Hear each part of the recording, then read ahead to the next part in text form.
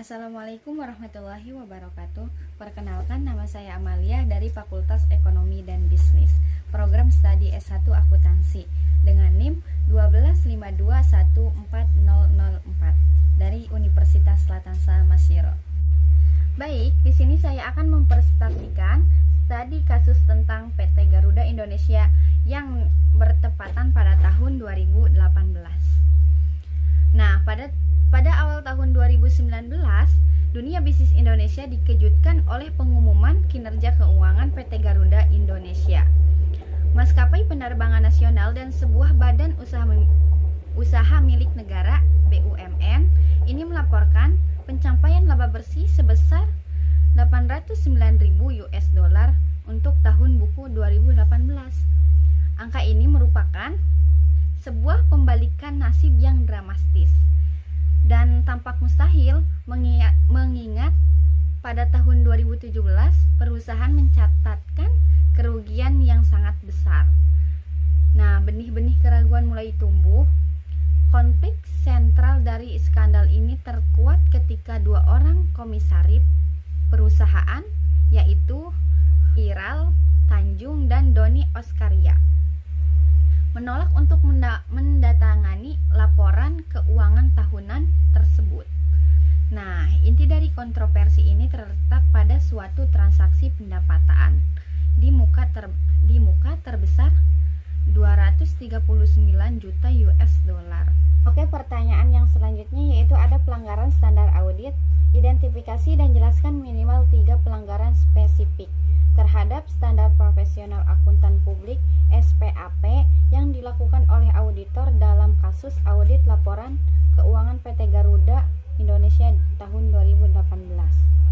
Oke, yang pertama ada pelanggaran standar umum atau kualitas pribadi auditor, yaitu kecermatan dan keseksamaan profesional. Standar ini menuntut auditor untuk memenuhi tugasnya dengan tekun dan hati-hati.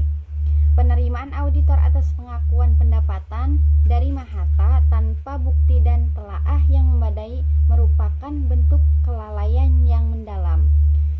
Dan ada identifikasi dalam sikap mental, meskipun tidak ada bukti langsung, adanya kolusi, kegagalan auditor untuk menerapkan skeptisisme profesional dalam menghadapi transaksi yang sangat material dan tidak bisa menimbulkan pertanyaan serius tentang objektivitasnya. Dan selanjutnya ada pelanggaran standar pekerjaan lapangan atau pelaksanaan audit di lapangan. Perencanaan yang memadai dan menilai resiko, yaitu standar pekerjaan lapangan pertama menekankan pentingnya memahami entitas dan lingkungannya untuk menilai resiko salah saji material. Bukti auditor yang cukup dan tepat, yaitu standar ini mengharuskan auditor untuk memperoleh bukti yang cukup dan tepat sebagai dasar yang memadai untuk memberikan opini. Reguler menemukan bahwa auditor belum memperoleh bukti yang cukup mengenai substansi transaksi Mahata, terutama terkait kepastian penagihannya, mengingat belum ada pembayaran yang diterima sama sekali. Besarnya nilai transaksi Mahata yaitu senilai 239 juta US dollar, tidak hanya material tetapi juga menemukan hasil akhir. Angka ini cukup untuk menghapus potensi kerugian lebih dari 244 US dollar. Dan selanjutnya ada pelanggaran standar pelapor atau pelaporan hasil audit.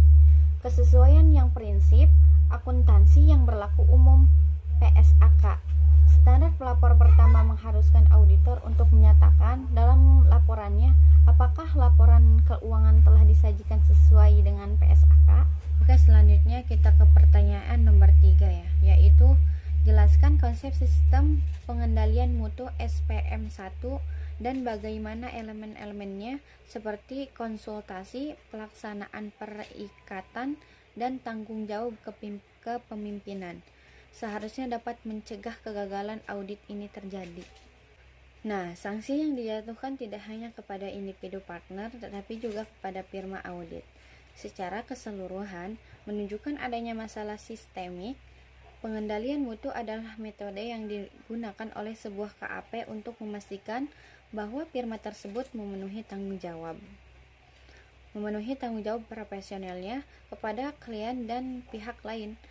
Hasil pemeriksaan P2PK menemukan bahwa KAP Tanubrata et al. Telah gagal menetapkan sistem pengendalian mutunya secara optimal, khususnya terkait elemen-elemen konsultasi untuk isu-isu yang kompleks dan kontroversial. Oke, selanjutnya kita ke pertanyaan nomor 4. Peran tata kelola perusahaan. Skandal laporan keuangan Garuda Indonesia tahun 2018 pertama kali terungkap oleh regulator, tetapi oleh dua komisaris independennya, yaitu Khairal Tanjung dan Doni Oskaria, yang menolak mendatangani laporan keuangan tahunan.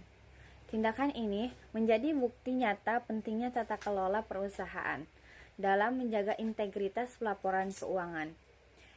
Dewan Komisaris dan Komite Audit memiliki tanggung jawab utama untuk mengawasi manajemen dan memastikan bahwa laporan keuangan disajikan secara jujur sesuai prinsip akuntansi yang berlaku.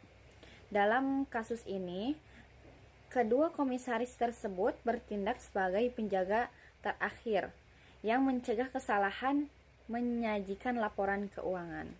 Peristiwa ini menunjukkan bahwa integritas pelaporan keuangan bukan hanya tanggung jawab auditor, tetapi juga merupakan tanggung jawab bersama antara manajemen, dewan komisaris, komite audit, dan auditor eksternal. Kolaborasi semua pihak inilah yang membangun ekosistem akuntabilitas dan menjaga kepercayaan publik terhadap laporan keuangan perusahaan.